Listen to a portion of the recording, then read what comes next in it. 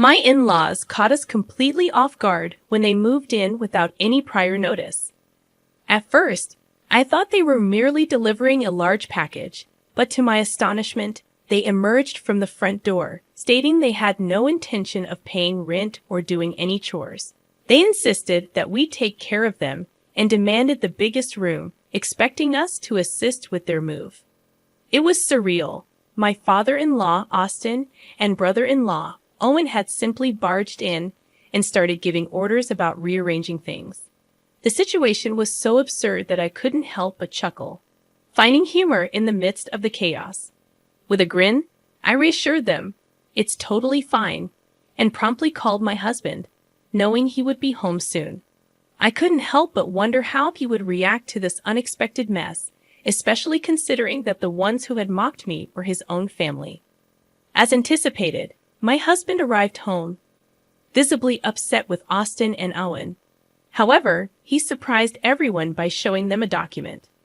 I couldn't contain my amusement as I watched his father and brother's expressions change, understanding that they had no grounds to stay here without our consent. In the end, the tables turned, and it was I who moved out of the house. My name is Catherine Miller, a 34-year-old remote worker. Due to certain family circumstances, I opted for a job that allowed me to work from home, giving me the flexibility to manage household chores and explore new recipes whenever I pleased. I met my husband, Michael Miller, through a dating app during the peak of a flu outbreak. Despite his frequent business trips, Michael wanted us to live together so I wouldn't feel lonely. We fell in love quickly, and marriage was on our minds. However, my irregular periods made it difficult for us to conceive, leading to emotional struggles. Opening up to Michael brought us closer, and we resolved to face life's challenges together. Our peaceful life was disrupted when Michael's father, Austin Miller, called us, complaining about not receiving greetings from our end. Although Michael had reservations about meeting his father, we decided to visit his parents' home. His reluctance was evident as we prepared to go, his frown deepening with every step. Throughout the journey, Michael's displeasure was palpable. He remained silent, clearly indicating his desire to avoid the impending encounter. I wished I knew the reasons behind his aversion, but he chose not to share. Despite my curiosity, I respected his silence, hoping he would eventually open up and confide in me. As we approached his parents' house, we carried a box of pastries as a gesture of goodwill. Michael's tension was undeniable, reflecting the complex relationship he had with his father. I had anticipated receiving sarcastic remarks, but I mustered the courage and left the house. Stress often gave me stomach aches, a fact not lost on Michael, who looked at me with concern and asked, "Are you okay? Should we do this another time?" "I think I'm fine," I replied, attempting to steady my nerves. "It wouldn't be right if we didn't greet your father, right?" It was the same father who had complained over the phone, and there was an air about him that suggested he wouldn't forgive us easily. The situation felt more troublesome than anything else. Michael, too, seemed to sense the tension and was eager to drive, perhaps to keep himself distracted. I couldn't shake the feeling that there were deep-seated issues at his childhood home. Meeting such a father-in-law could be tiresome, but I never regretted choosing Michael. I cherished the kindness he showed me and his occasional clumsiness. It was these little things that meant the most. Lost in thought, we eventually arrived at Michael's childhood home, which was conveniently close to our apartment. It was within walking distance, just a short stroll away if we ever felt like it. As I entered his house, his father greeted me with a big smile. Michael, on the other hand, gave his father a slight glare as he stepped inside. From a room deeper inside the house, I could hear Michael's raised voice. "You can't just mooch off Dad because you're unemployed and stay at home all day. How old do you even think you are?" "Shut up. What I do isn't any of your business." Owen, Michael's brother, defiantly held his own. To sum up the argument, Owen had been living an unemployed lifestyle since his late 20s, without any valid reason like health issues. It was simply because he felt jobs didn't suit him. while Michael understood the desire for a job that suited one's preferences. It was frustrating to see Owen not even attempting to find one. Their father was no different, constantly bringing home different women and ending relationships time after time. Michael always said there was no way they could be happy living like that. "I'm not here to babysit the two of you. I came to announce that Catherine and I are getting married," Michael declared firmly. Yeah, got it. If you want to brag about being happy, do it somewhere else. I'm good if I can just live with Dad." Owen brushed off the confrontation, deeply engrossed in his video game. Annoyed by the sight, Michael was about to react when we realized his father was looming over us. "Catherine, huh? If you're going to marry Michael, you better be ready to take care of his family. Once you're married to Michael, we're family. You get that?" While that might be true, I didn't think it was mandatory. "While that may be true, I don't think it's mandatory," I replied, trying to stand my ground. "What'd you just say, young lady? You've got some nerve. I'll teach you some respect for your elders." Suddenly, his father raised his voice, and I was snapped back to reality, taken aback. Michael quickly pulled my hand, and we managed to leave the house. Dread washed over me as his father, appearing more like a terrifying monster, began chasing us. There was something deeply unsettling about that family. The fear lingered, even as we attempted to choose an apartment. His father always seemed to beat us to it, deciding for us. To prevent such incidents from recurring, Michael and I decided we needed to move. Thanks to my job in web-related work, I had the flexibility to work from anywhere with just a computer. My job wasn't the issue, but Michael's was.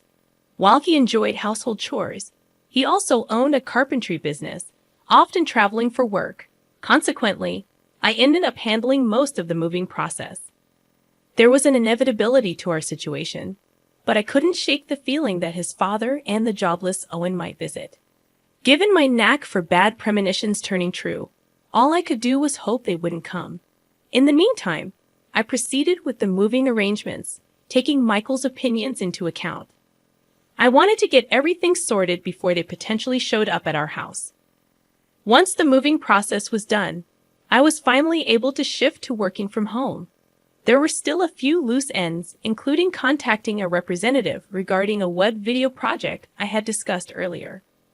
While I was engrossed in messaging and talking on the phone, I heard a knock on the front door. Michael usually didn't bother knocking. He would simply walk in. The unexpected visitor puzzled me. Could it be his father and Owen? The thought sent a shiver down my spine. As I contemplated this, a loud, aggressive voice echoed from behind the door. It was his father, Austin. Panic set in. Michael wasn't back yet, which meant I had to handle this situation alone. Perhaps talking to him would resolve things. I ended my call with the client and cautiously approached the front door.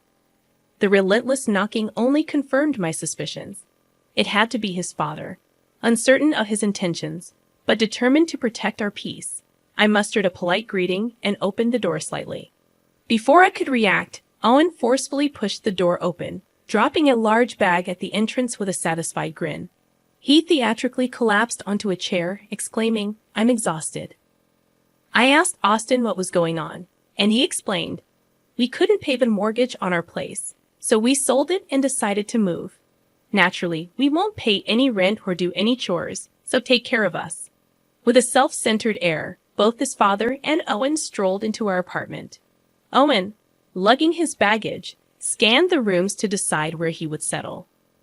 Meanwhile, his father, after depositing his enormous bag in the living room, began to complain about the room's size. "Come on, this apartment is meant for 2 people, you know. If we're going to have 4 people living here, we might need to find another place." However, Michael and I had already chosen our next home, and our moving date was just around the corner. "I'm going to take the upstairs room," Owen declared, showing no consideration for the situation. "Catherine, can you tidy up this room for me? And haven't you put too much stuff in the living room? There's no space for us to even eat together." I was left utterly speechless by their audacity, as they said whatever pleased them without any regard for courtesy. Deciding that I needed to inform Michael about the situation, I was suddenly startled by the sound of someone punching a wall, most likely out of anger. However, the words that followed provided a small relief, indicating that I might not have to deal with these two any longer. Unfortunately, due to work circumstances, Michael couldn't return to the apartment. The burden of handling the situation fell upon me, and as a woman, facing two men alone felt unsafe. So, I decided to make a call for help. The person I called was a friend who had previously assisted both Michael and me with our moving preparations. She happened to live in a building constructed by Michael's company, and her name was Olivia Lewis. Olivia was a CEO who owned properties overseas. When I explained the situation to Olivia, she expressed her unease about the father and son in my home.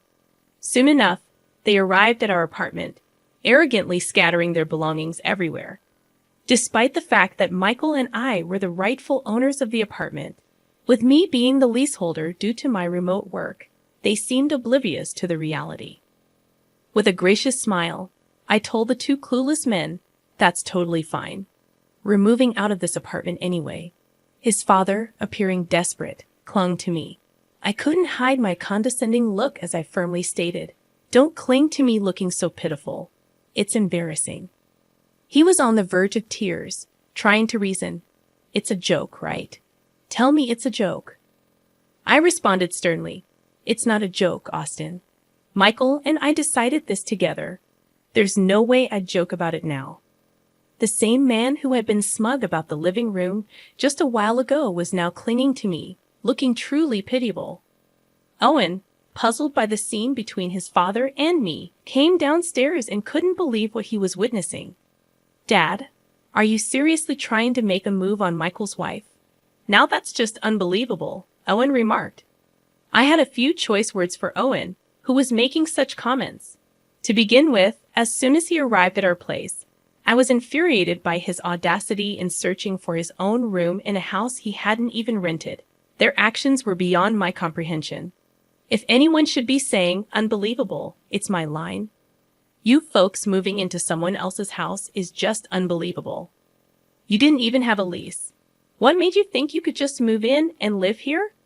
Realizing that I needed assistance in dealing with this situation, I decided to call Olivia, who held considerable authority as both the landlord of an apartment complex and its general manager. Olivia was a respected figure in the area, often referred to as the CEO due to her prominence. There was no way they could talk their way out of this once she arrived. Olivia soon arrived at the parking lot and entered the room. Olivia assessed the situation alongside me and the two men and seemed to grasp the core issue. She decided to contact Michael to address the matter. After a brief conversation with Michael, Olivia appeared to have resolved the issue. Her expression was dead serious as she inquired, "Did you handle the tax declaration after selling your house?" "No, not yet," I admitted. "That's odd. We can't lease you the apartment without that. Please ensure you've reported it correctly, and then we may proceed with this room," Olivia explained, demonstrating a meticulous approach. When dealing with individuals like the ones we were facing, legal knowledge was essential to have a fair conversation. Michael must have been well aware of his father's troublesome nature. His father had a reputation for being self-centered and engaging in extramarital affairs, a story Michael had shared with me before one of his business trips. Michael's mother had left their house after discovering his father's infidelity, and her departure left Michael feeling remorseful. She had even hugged Michael apologetically before leaving, expressing guilt for leaving him in such a household. Michael had then taken over all the household chores. However, his father's philandering behavior only worsened over time, while Owen kept jumping from one job to another before ultimately becoming unemployed around the age of 28. He took pride in receiving unemployment benefits and eventually withdrew from social interaction, feeling overwhelmed. Faced with the daunting task of taking care of Owen and their father, Michael decided to marry me. They were diligent in paying utility bills, but occasionally skipped out on insurance premiums and other minor fees. Michael even worried about being unable to complete the house loan payments. Realizing that they weren't responsible adults, Michael eventually decided it was time to move out. When his father began arguing with Olivia, Michael sent me a message instructing me to intervene. I stepped in between his father and Olivia and calmly stated, "Excuse me, but Michael and I are moving out tomorrow due to some reasons." His father seemed taken aback and asked, "Hey, hold on. What's going on? I didn't hear about this from Michael. Shouldn't he inform his father when he's moving?" I replied, "He said he didn't want to talk to you about it.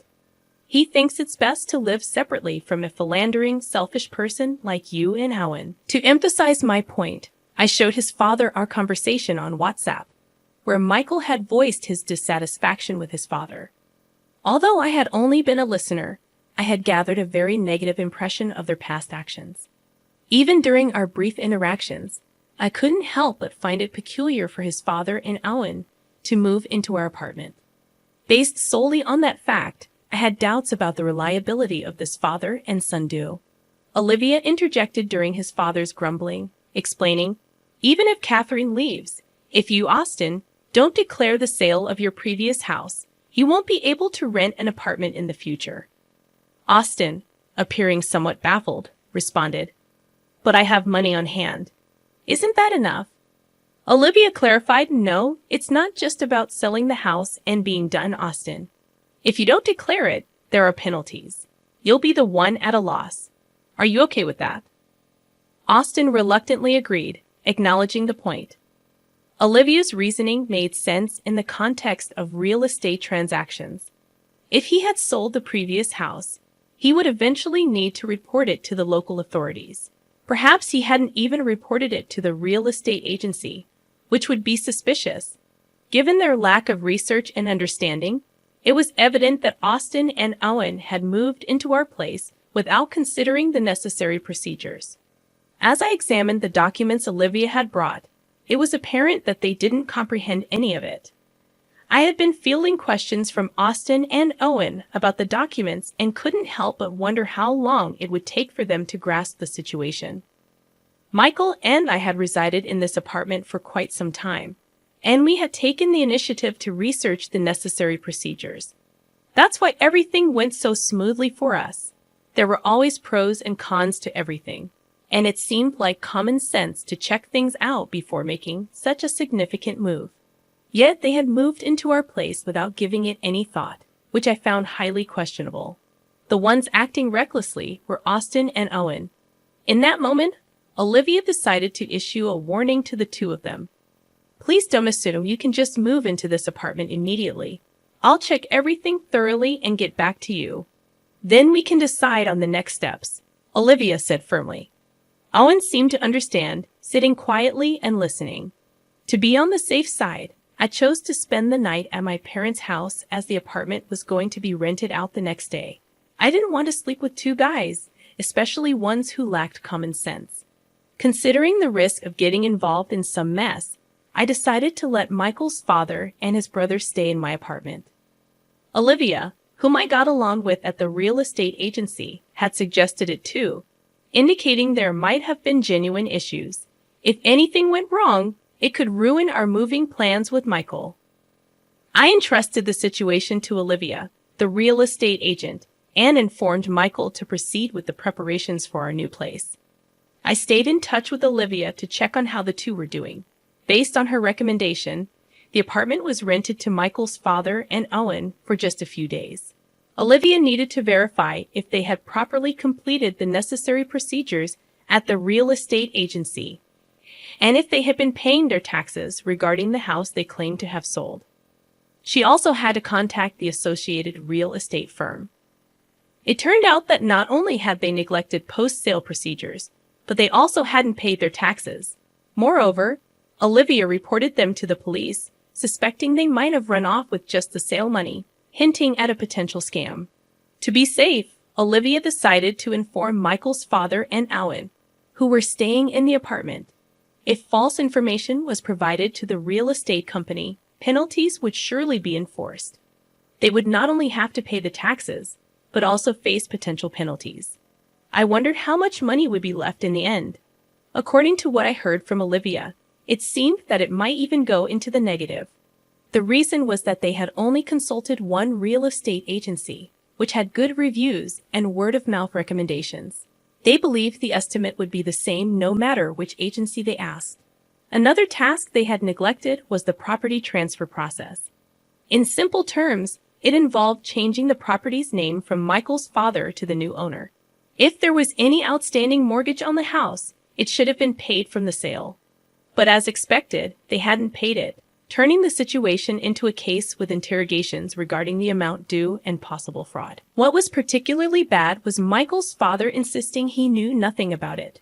As for Owen, he couldn't return to his old home, and he lost our apartment. He was forced to find a job with housing provided. However, he only had experience being a shut-in and living off his parents. Eventually, my parents took him in, but they made it clear that once he found a job with housing, he had to move out. With some guidance from my parents, it seemed he might secure a job. I hoped Michael's father and Owen would learn to live responsibly. Meanwhile, Michael and I decided to relocate overseas.